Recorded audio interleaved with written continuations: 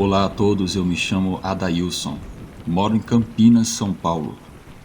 Quero relatar uma experiência que eu vivi no ano de 1999, quando eu vivia na minha terra natal em Açailândia, no Maranhão. Naquela época eu estava namorando uma moça que aqui vou chamá-la de Estela. Eu a conheci em uma festa através da minha prima, e depois de vários encontros começamos a namorar. Depois de vários meses de namoro, eu sugeri que seria melhor que eu pudesse conhecer a sua família.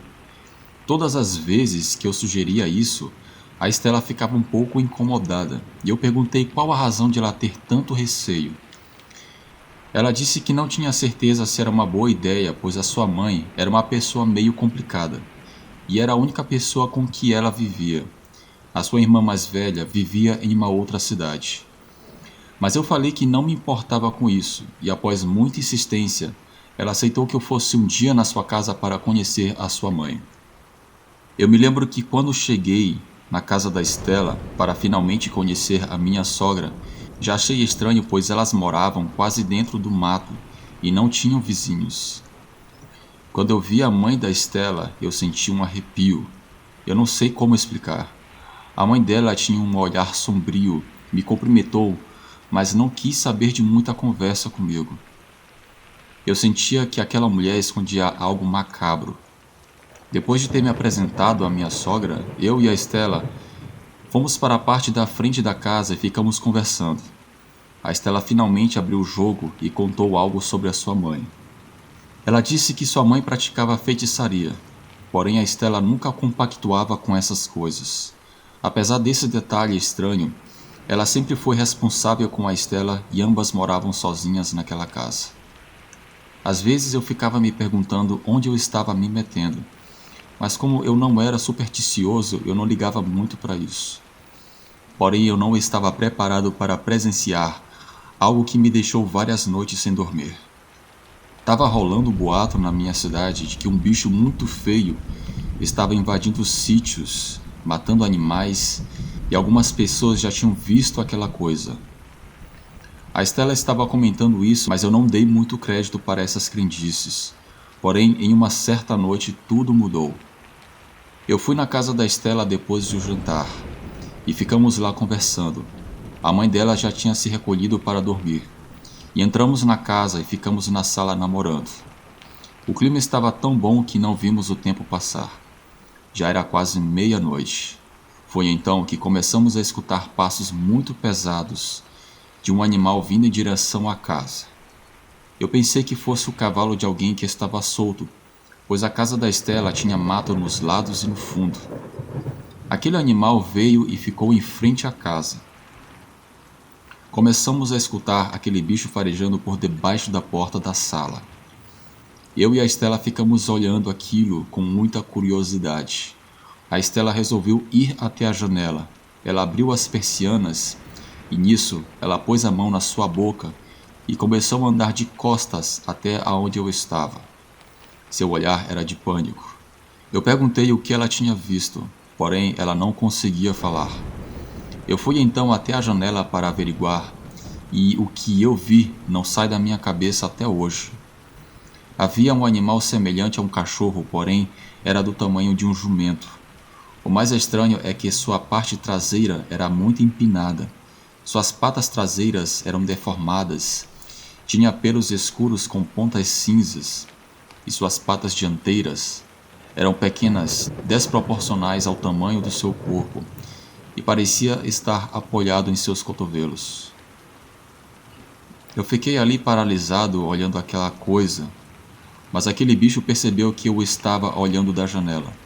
Foi então que ele ficou em pé em duas patas e colocou a sua cabeça grotesca em frente ao meu rosto.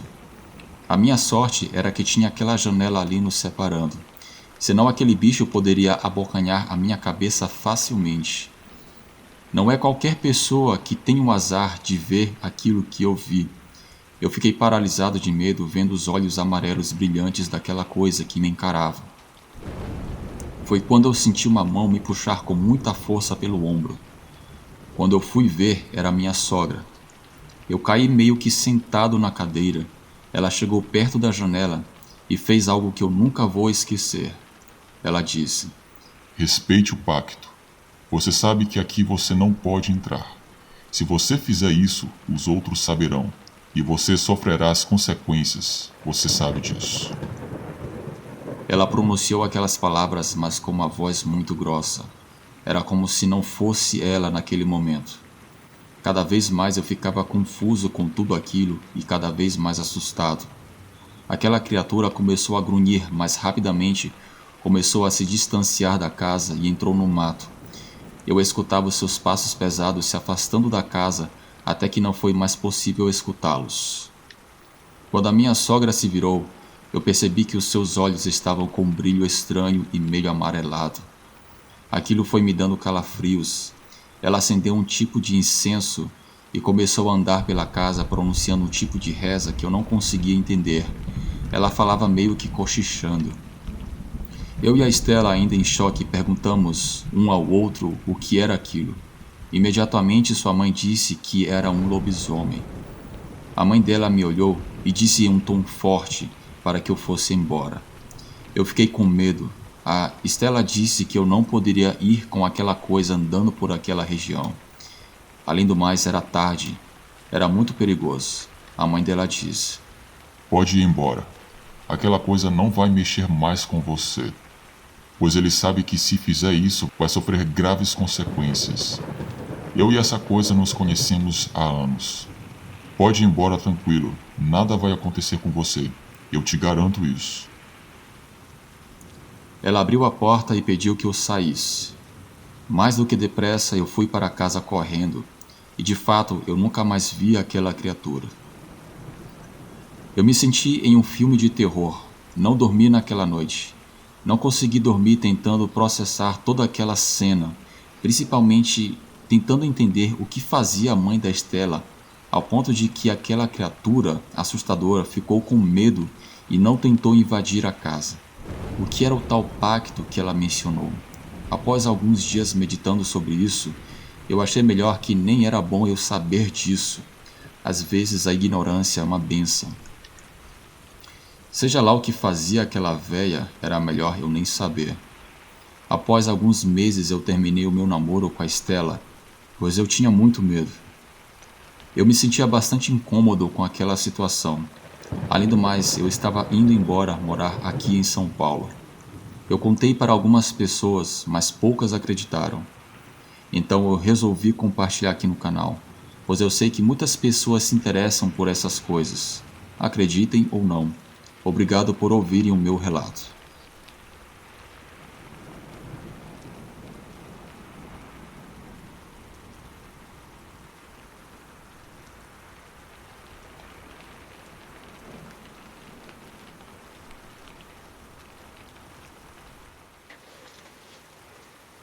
Boa tarde, meu nome é Jansen e esse caso que aconteceu comigo, quando eu era pequena, eu tinha 5 anos de idade, né? Eu morava em Inuã, eu sou de Maricá, Rio de Janeiro, né? De um município do Rio de Janeiro, o nome é Maricá, né? Maricá no RJ aqui. Então, esse relato que eu vou contar aconteceu comigo quando eu tinha uns 5 anos, né? Eu sou de 1977, eu tinha uns 5 anos em 1982. 82, 83, por aí. Aconteceu comigo, na minha casa, um dia, uma bela tarde, minha mãe estava fazendo comida, que a gente sempre almoçava, era 6 horas da tarde, né? 6 horas, 7 horas da noite, por aí, a gente já estava jantando, né? Ela tá fazendo janta e eu estava no quarto com meu irmão, né? Meu irmão em cima da cama brincando, a gente estava vendo televisão, a televisão antigamente a televisão era colorida, né? Já estava colorida, né? Tinha umas preto e branco e outras coloridas, né? Eu estava com meu irmão brincando. Um certo momento meu irmão saiu. E esse dia eu lembro que estava chovendo, né? E aí meu irmão saiu, foi para outro cômodo da casa, e eu fiquei ali, brincando, né, com a minha boneca, desenhando. A gente era criança, meu irmão tinha uns 10, 11 anos e eu tinha uns 5, 6 anos por aí. Aí, quando eu olho, assim, de repente, minha mãe tinha mania de deixar bacia, né, debaixo da cama, né. Quando eu olho, de repente, assim, algo puxa a bacia para debaixo da cama, né. Eu, sem entender nada, me encolhi, dei um grito, minha mãe veio, ver o que que era, meu irmão também, meu irmão tava na varanda, e algo tinha, eu sei que algo sobrenatural, algo, ou alguma coisa estava debaixo da minha cama que puxou aquela bacia, né?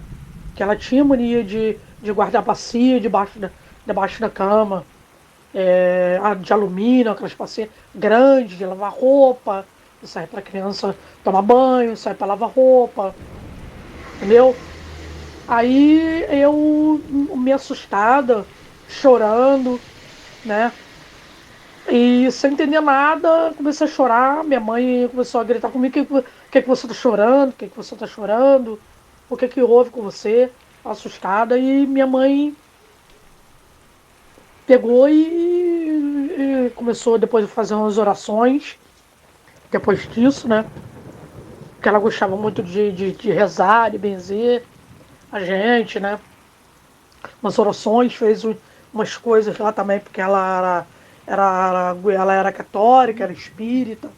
E ela também é cigana, né? Porque minha mãe era uma cigana, entendeu? Aí ela começou que ela disse, se bandiou, ela abandonou a vida cigana, né? Porque ciganos têm esse negócio de mediunidade, né? Tem esse negócio de prever o futuro, essas coisas. Então ela abandonou, ela deixou esse lado pro passado dela e, e ficava só como católica, só e nada mais. Ela começou a rezar o Salmo 91, Pai Nosso, Ave Maria, e aquilo foi sumindo, entendeu? Aquilo foi sumindo, sumiu, mas mesmo assim escutava coisas, via coisas também, entendeu? Desde pequenininha.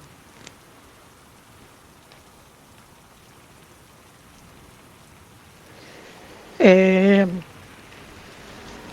esse relato que eu tenho para contar também aconteceu comigo, que quando eu era pequena, né?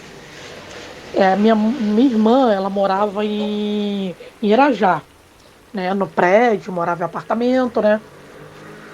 E sempre quando eu dormia no quarto dela, não sei o que acontecia, naquele apartamento dela, na casa dela. Sempre que eu dormia na casa dela, no quarto dela, ela tinha uma boneca que minha mãe falava que aquela boneca, a boneca toda torta, né?